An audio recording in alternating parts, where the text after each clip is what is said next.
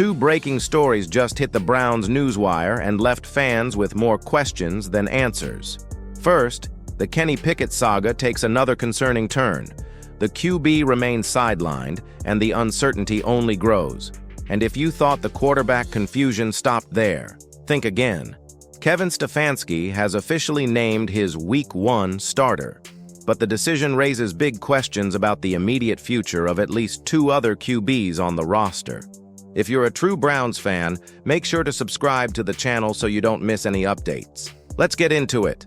The Kenny Pickett preseason saga keeps rolling, and not in a good way for Browns fans. With just one more warm-up left before the real action kicks off, Cleveland's QB carousel is still spinning, and it's spinning without Pickett this weekend. Head coach Kevin Stefanski officially shut the door on any hope of seeing the vet out there against the Rams on Saturday. The guy's still working through that hamstring tweak he picked up just 4 days into camp back on July 26th. Tough break. Now, Pickett's been trying to get back in the groove, missed a chunk of practices, got some treatment, came back in a limited role before the Carolina game, but he just hasn't looked fully comfortable yet. Last week's joint practices with Philly were more of the same. Individual and 7-on-7 drills, but nothing too heavy. Then Tuesday came around, and hey, he finally joined team drills. But that little glimmer of hope got snuffed out quickly when he didn't take any snaps in teamwork the very next day. Stefanski's explanation? Simple. He's all about giving reps to the guys who are actually going to play on Saturday. And speaking of injured QBs with potential, rookie Shedeur Sanders is still on the mend too. He took an oblique shot during those same joint practices with the Eagles and has been eased back in slowly.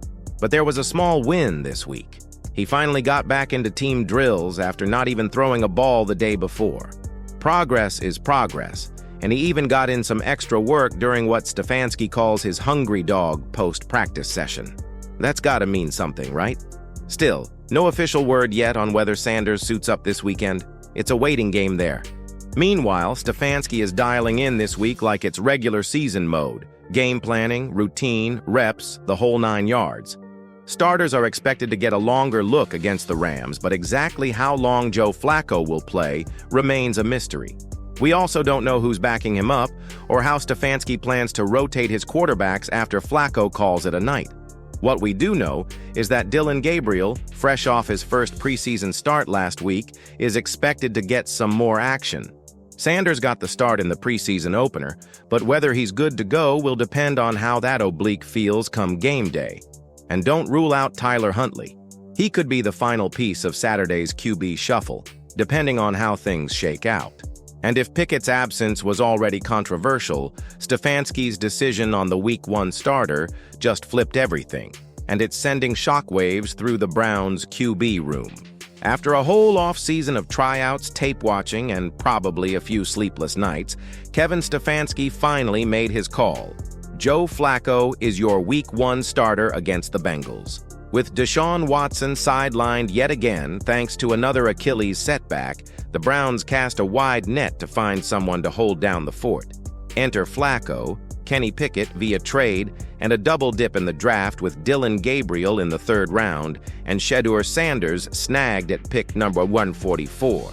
Now here's the thing, keeping 4 quarterbacks on your roster just isn't practical in today's NFL. Sure, it's fun in training camp, but once the bullets start flying in the regular season, not gonna happen. So, who's most likely to get moved? Let's eliminate some options first. Flacco isn't going anywhere. The guy's a steady vet, a locker room leader, and Stefanski's insurance policy if things go sideways. Gabriel, meanwhile, was a 3rd-round investment. That kind of draft capital says, we believe in this kid. And the Browns won't just toss him aside without giving him a fair shake.